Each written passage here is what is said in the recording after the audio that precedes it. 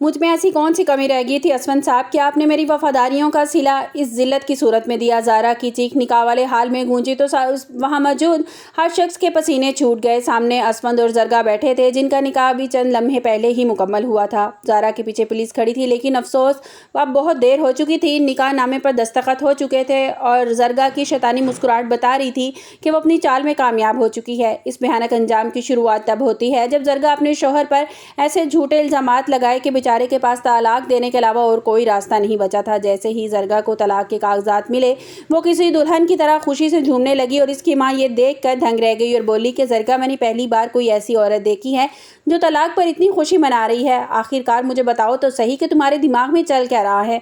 जरगा ने हकारत से हंसकर जवाब दिया, माँ ये तलाक नहीं है बल्कि मेरी आज़ादी का परवाना है। अब देखना कि मैं कैसे एक महल की मलका बन के रहती हूँ और नौकरों की फौज कैसे मेरे आगे पीछे होगी। मैंने एक ऐसा मुर्गा फंसाया है जो मेरी मुट्ठी में है। जरगा की माँ डर गई कि कहीं वो शख्स इसे धोखा न दे दे, लेकिन जरगा को अपनी मक्कारियों पर पूरा भरोसा था। इसने फौरन असवंत को कॉल करके रोते हुए झूठ बोला कि आप खुदा की कि आपकी खातिर मैंने सब कुछ कुर्बान कर दिया। अब मेरा इस दुनिया में कोई नहीं रहा। दूसरी तरफ ज़ारा अपने शौहर असवंत के बदले हुए तेवर देखकर शक होने लगा था। एक दिन जब असवंत छुप कर जरगा से फोन पर बात कर रहा था तो ज़ारा ने इसे रंगे हाथों पकड़ लिया। असवंत ने बात बदलने की कोशिश की और कहा कि ऑफिस के एक कुलीग की कॉल है, लेकिन ज़ारा की छठी हिस्से से बता रही थी कि असवंत की जिंदगी में कोई और आ चुका है। वीडियो में आगे बढ़ने से पहले अगर आप मेरे चैनल पर नए हैं तो लाइक और सब्सक्राइब कर दें। इसी दौरान सोहा और जावियार के दरमियान हालात कशीदा हो गए थे।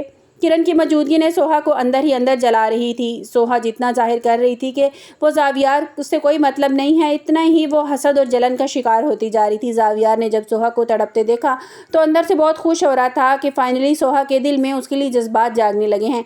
इसने सोहा से कहा, सोहा अगर तुम्हें किरण के होने से तकलीफ होती है तो मैं इसे खुद से दूर कर देता हूँ, मैं उससे दोस्ती खत्म कर देता हूँ, वो सिर्फ मेरी दोस्त है।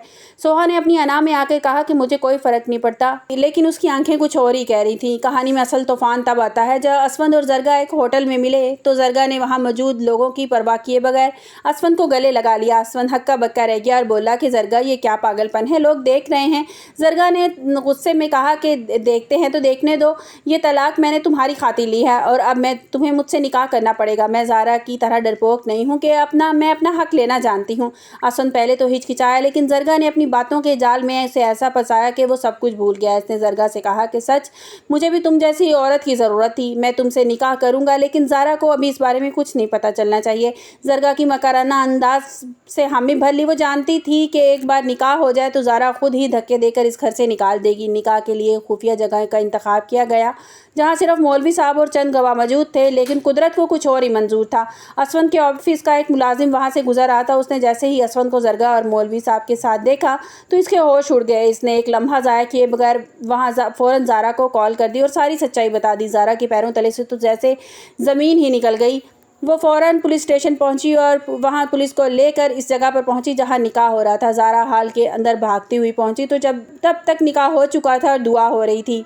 ज़ारा ने जब अपने शौहर को किसी और का होते हुए देखा तो इसका दिल टूटकर किरची किरची हो गया। इसने चिल्लाकर पूछा कि असफंद, तुम्हें मेरी इतनी मोहब्बत मेरी इतनी कमज़ोर थी कि आपने इस औरत के लिए मुझे धोखा दे दिया। असफंद शर्मिंदगी से सर झुक गया, लेकिन जरगा के चेहरे पर एक फतेहाना मुस्कुराहट थी। इसने ज़ारा की तरफ देखा और कहा कि चीखने चिल्लाने का कोई फ़ायदा नहीं है ज़ारा, अब असफंद सिर्फ मेरी मलकियत है, अब तुम सिर्फ इस घर में गुजारी हुई याद बनकर रह जाओगी। कहानी ऐसे मोड़ पर है जहाँ एक तरफ ज़ारा की बर्बादी है और दूसरी तरफ जरगा की मकाराना जीत। क्या ज़ारा कभी असफंद को माफ़ कर पाएगी और क्या पुलिस जरगा के बिछाए हुए कारनामों की बुनियाद पर इसे गिरफ्तार कर पाएगी और क्या सोहा जावियार की ज़िंदगी किरण अब क्या नया जहर घोलेगी? आप लोगों को क्या लगता है? क्या वाकई ही असफंद जो है वो जरगा के साथ निकाह कर लेगा और ज़ारा को धोखा दे देगा? और जब ज़ारा को इस बात का पता चलेगा कि सोहा की ननद ने मेरे शौहर से शादी कर ली है तो वो जाकर असफंद के पास क्या कहराम बर्पा करेगी?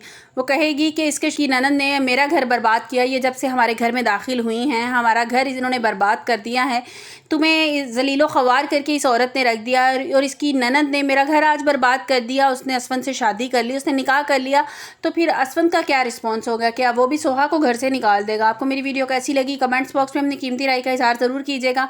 मिलते हैं एक नई वीडियो के साथ, अपना बहुत सा ख्याल रखिएगा। अल्लाह हाफिज़।